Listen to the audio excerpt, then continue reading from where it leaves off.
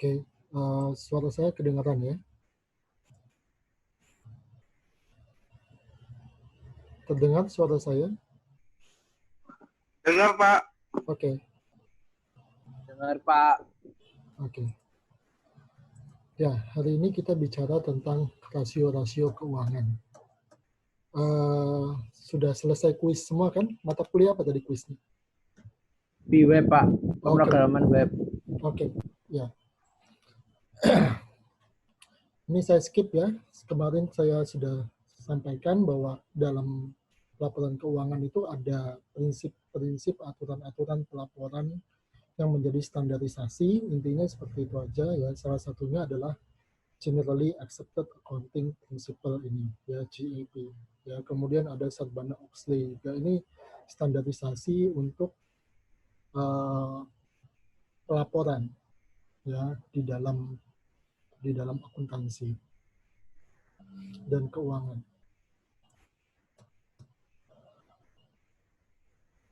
Oke.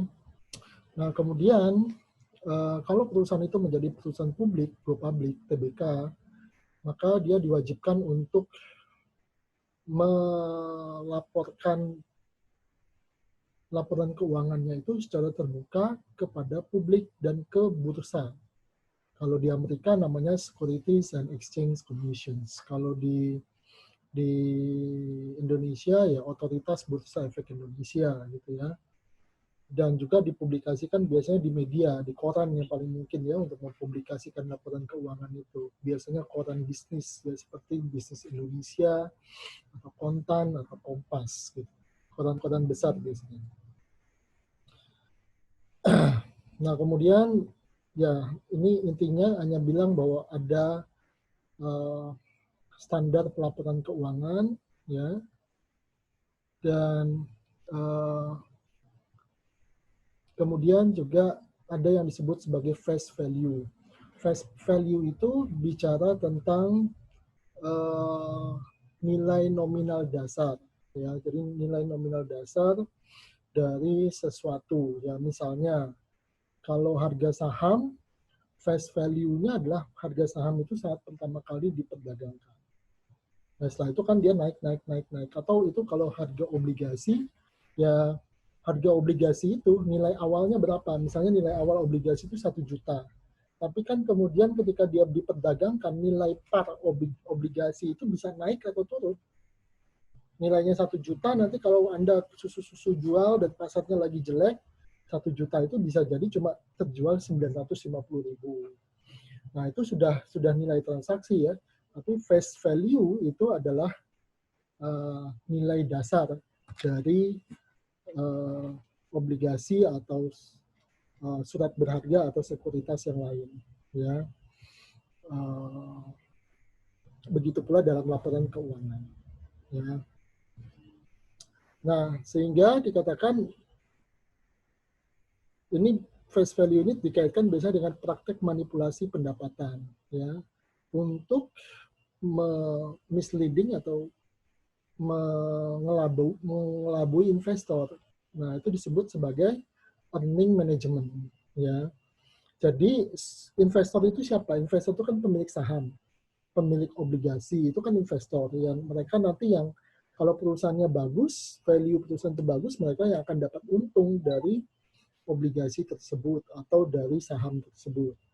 Nah, mereka bisa melakukan earning management ya. Jadi misalnya pendapatan tertentu yang belum real masuk uangnya bisa ditarik seolah-olah itu pendapatan bulan tertentu. Nah, itu earning management ya.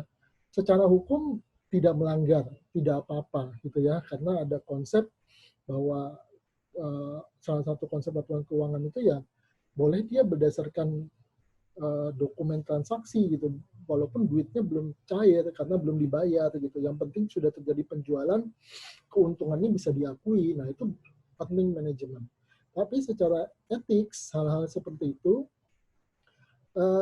bisa dipertanyakan karena dia bisa memberikan pandangan yang keliru bagi investor yang berinvestasi ya, termasuk misalnya dengan menggandeng apa itu pihak luar, wartawan misalnya, dibuat mereka memiliki saham kita, misalnya diberi saham dengan tujuan nanti beritanya bagus-bagus supaya nanti investor yang lain pada beli saham kita. Nah, itu tidak boleh sebenarnya, ya, karena terjadi konflik of interest gitu ya, konflik kepentingan di dalamnya. Ya, nah kemudian ada income statement, ya, ini laporan keuangan perusahaan, ya, hasil operasi perusahaan pada periode tertentu, ya, pada periode tertentu. Jadi ada periodenya, ya, dan kemudian juga biasa bisa dipersiapkan secara kuartalan, tapi lebih sering dia dipakai juga secara tahunan, laporan tahunan, tapi ada juga yang kuartalan, gitu ya. Dan untuk tujuan pelaporan pajak, karena perusahaan itu kan juga harus bayar pajak. Ingat, kemarin saya bilang, kalau dia PT terjadi double taxation. Perusahaannya dipajaki, pemilik sahamnya dapat keuntungan, kena pajak lagi, gitu ya. Jadi ada pemajakan ganda kalau bentuknya itu adalah PT, gitu ya. Nah, ini mereka harus melaporkan pajaknya. Oke. Nah, ini adalah income statement-nya, ya. Laporan pendapatan, ya, atau laporan laba rugi, ya. Jadi pendapatannya berapa di sini dikurangi COGS. Ini dia masangnya berdasarkan ini ya, tahunnya. Jadi ini dikomparekan antara 2012 dengan 2011. Ya, ini pendapatannya, kemudian COGS, cost of goods sold.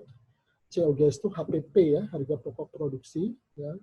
Mendapatkan laba kotor, dikurangi biaya-biaya operasi perusahaan, dikurangi biaya penjualan, macam-macam di sini, depresiasi juga masuk, ya, akan menjadi laba operasi, ya. Laba operasi ini dikurangi dengan interest expense, beban bunga, akan menghasilkan laba bersih sebelum pajak, ya, laba bersih sebelum pajak. Dikurangi pajak akan menjadi laba bersih setelah pajak, ya. Nah, nanti dikurangi mungkin pembagian saham dan atau dividen kepada pemegang saham yang lain. Nah, itu income statement atau disebut juga sebagai laporan laba rugi ya, karena dia menunjukkan laba rugi dari perusahaan, ya. Oke.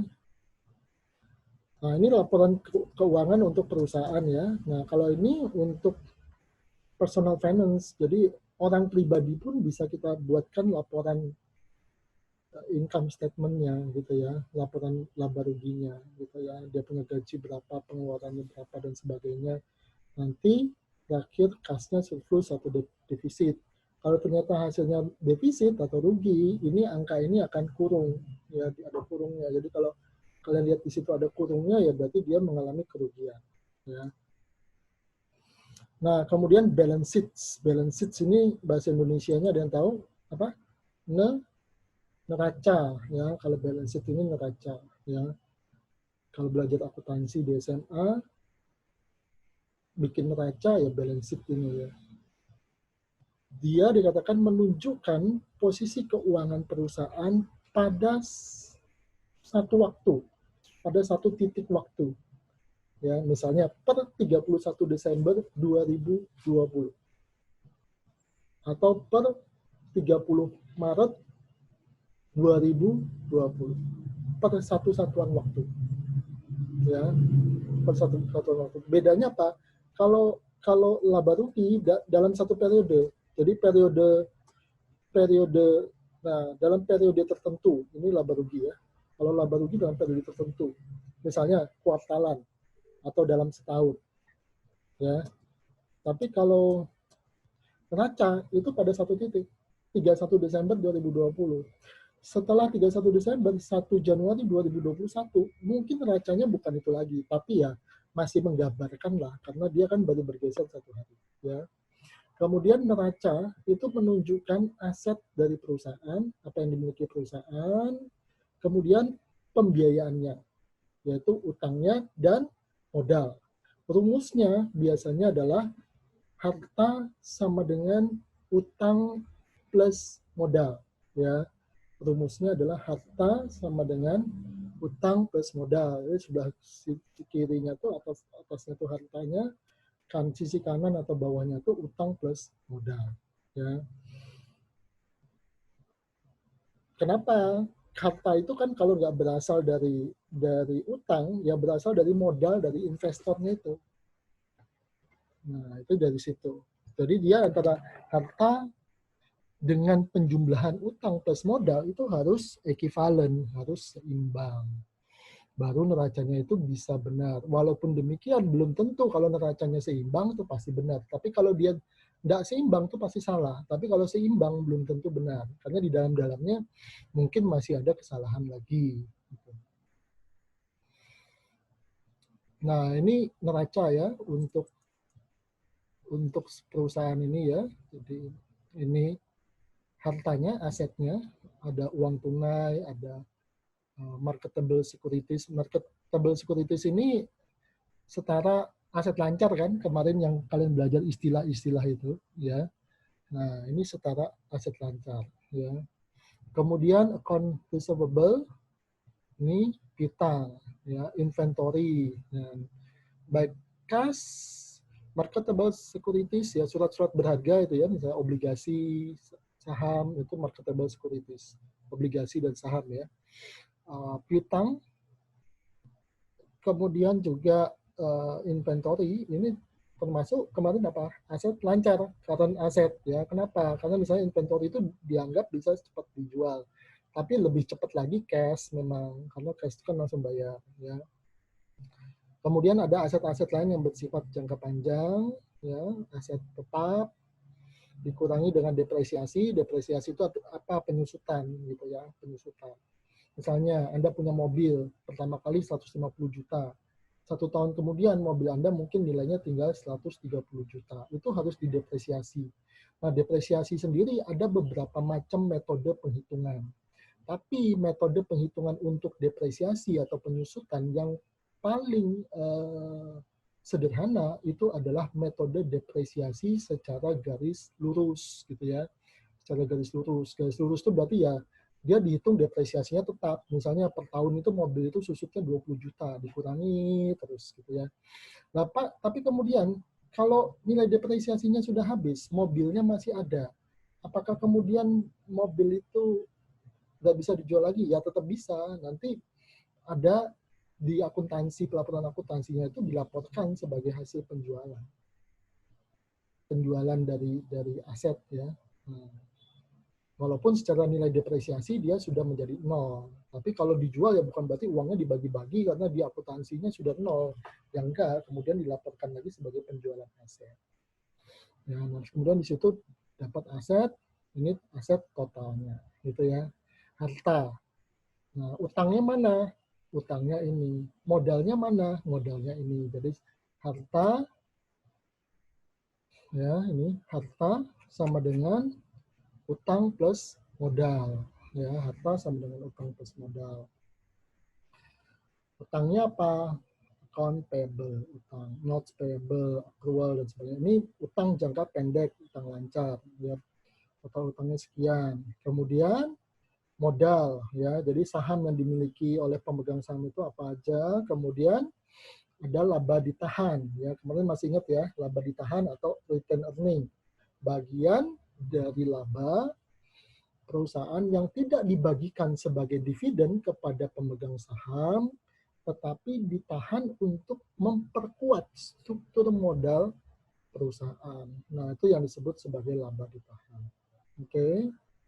Nah, sehingga rumusnya adalah harta sama dengan utang plus modal. Dan kalau kalian lihat, nilainya itu pasti sama. Dan saya di sini 3597, harusnya di sini juga sama ya. 3597 untuk tahun 2012. Untuk tahun 2011, hartanya 3270, utang plus modalnya 3270 juga. Ya, jadi dia keseimbangan antara harta sama dengan utang plus modal. Nah, itu yang disebut sebagai balance sheet atau neraca, gitu ya. Oke, kemudian ada pertanyaan. Nah, ini kalau laporan keuangan pribadi ya sama. Tadi kan perusahaan, ini keuangan pribadi, personal finance yang kalian garap di UTS kemarin itu ya, yang saya minta itu ya. Sama nih, misalnya hartanya si John berapa, dia punya aset berapa, utang dan modalnya berapa. Ini cuma cara penempatannya berbeda ya. Tadi ini karena keterbatasan ruangan mungkin ya. Kalau ini kan harta di sini, utang plus modalnya ke bawah gitu ya. Kalau yang personal finance ini dia tempatkan bersisian. Harta di sini, utang plus modalnya di sini. Dan kiri kanan dia sama. 147, 175, 147, 175. Ya.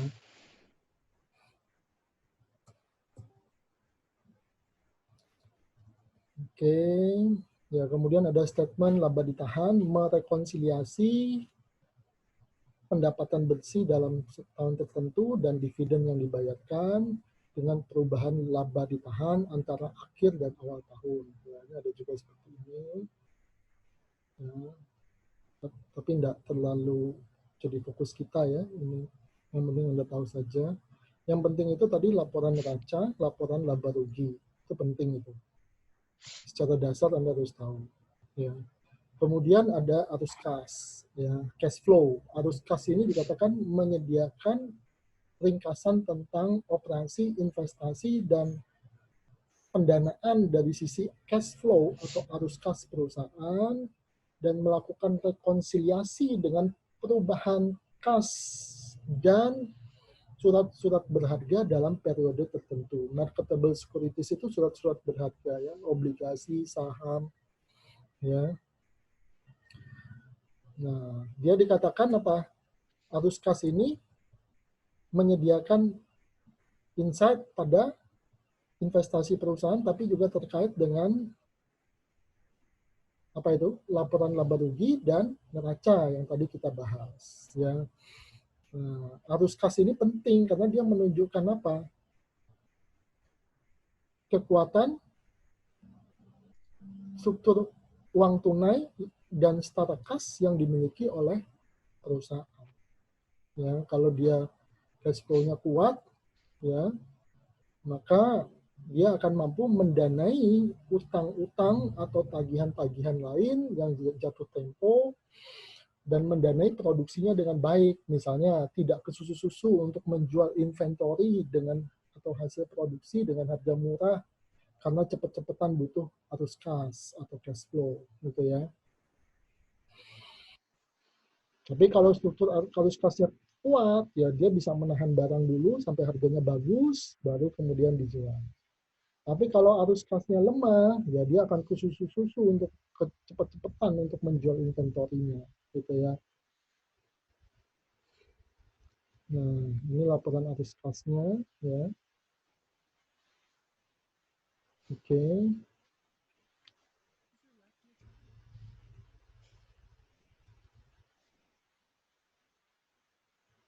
Ya, kemudian juga ini harus memperhatikan mata uang ya. Jadi kalau dia ada transaksi dalam mata uang asing, nah exchange rate atau nilai tukarnya juga yang mana yang dipakai gitu ya dalam membuat laporan keuangan tersebut. Kecilin dulu.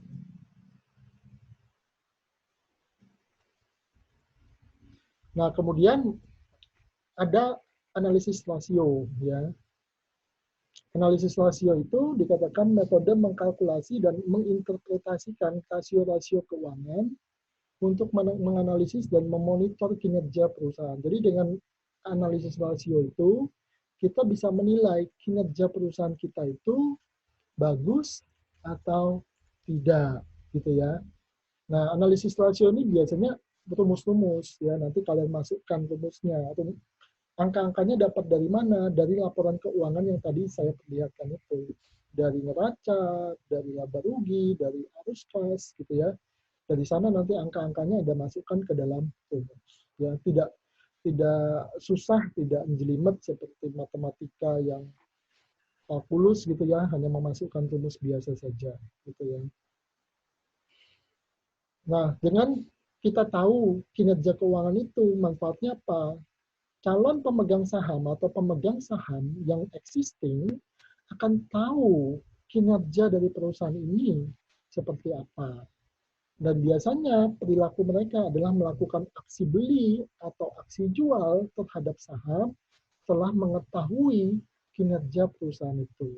Nah, kalau terjadi aksi beli atau aksi jual, pasti dia akan mempengaruhi supply and demand dari saham tersebut yang pada gilirannya akan mempengaruhi harga saham tersebut. Ya. Kemudian juga pihak-pihak yang memberi utang, ya, rasio keuangan ini bisa menjelaskan apakah arus kas perusahaan atau likuiditas jangka pendek perusahaan cukup untuk membayar tagihan yang jatuh tempo ketika tagihan itu harus dibayarkan beserta bunga dan pokoknya, gitu ya. Karena bisa jadi seperti saya pernah bilang, kalau perusahaan itu besar, ya arus kasnya lemah, ya bisa jadi dia nggak bisa bayar, gitu ya. Mau dibayar, masa mau dibayar pakai tanah atau pakai mesin, gitu kan, pakai gedung, ya. Nah, sehingga dikatakan manajemen perusahaan dia akan berupaya untuk memproduksi rasio keuangan yang menguntungkan baik bagi pemilik maupun bagi kreditur. Ya. Nah, kemudian di dalam rasio keuangan itu ada cross-section analysis. Cross-section analysis ini membandingkan rasio keuangan pada satu titik pada satu waktu tertentu. Misalnya, membandingkan rasio keuangan antara perusahaan kita dengan perusahaan lain di dalam industri. Ya. Nah, kemudian ada benchmarking. Benchmarking ini dikatakan merupakan salah satu tipe cross-section, di mana rasio perusahaan kita dibandingkan dengan kompetitor kunci, ya, kompetitor kunci, ya.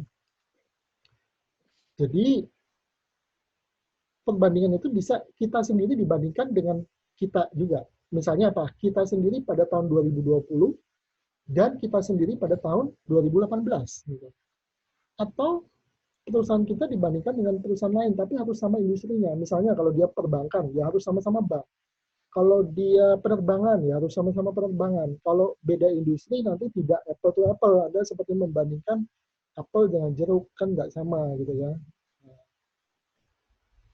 Oke. Nah, ini biasanya ada tabel-tabel rasionya, ini sudah dihitung ya, sudah dihitung. Tapi kalau Anda menganalisis sendiri ya bisa nanti masukkan ke rumus. Nah, kemudian time series ya.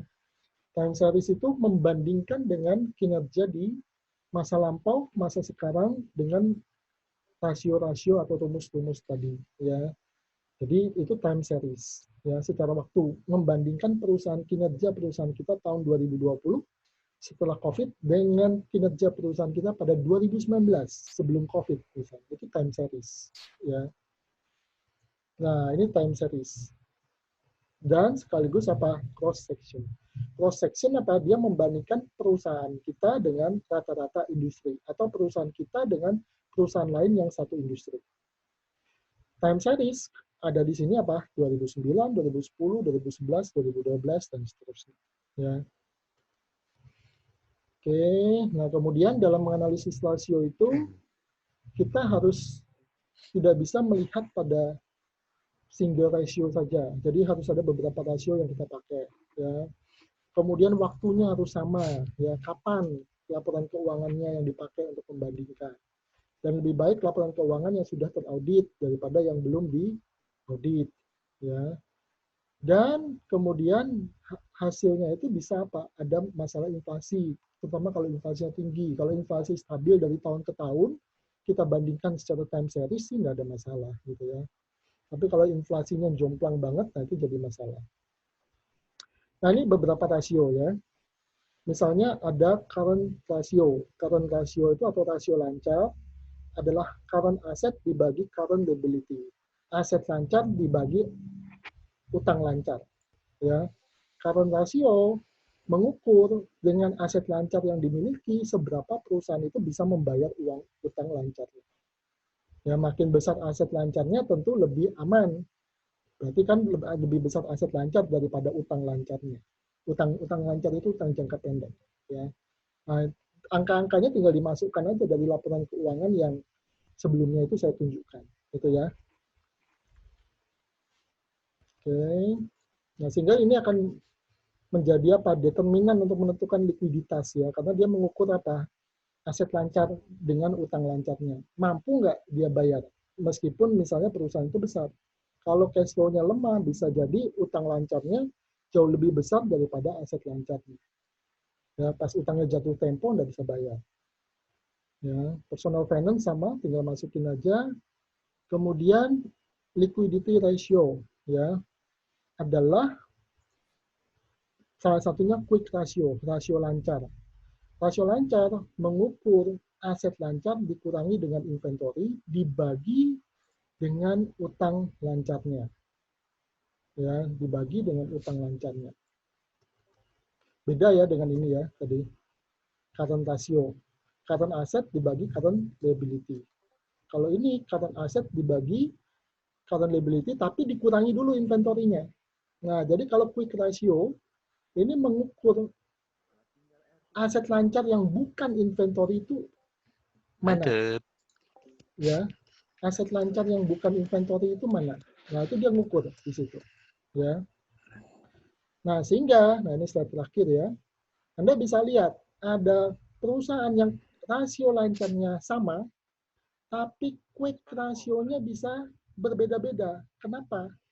Karena tadi dia mengeluarkan apa? Inventory. Ya. Yang lebih bagus yang mana kira-kira? Yang quick rasionya tinggi atau yang quick rasionya rendah? Kira-kira yang lebih bagus apa? Yang menunjukkan bahwa aset lancarnya ini lebih besar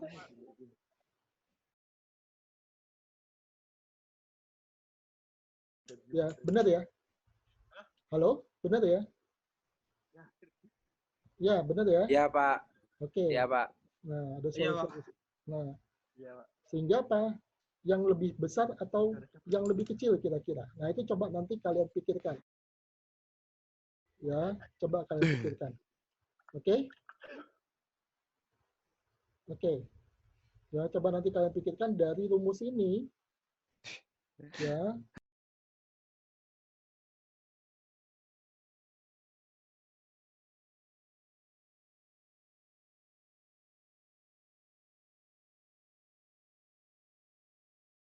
Ya udah, saya hentikan. Sampai di sini aja ya. Thank you. Selamat sore.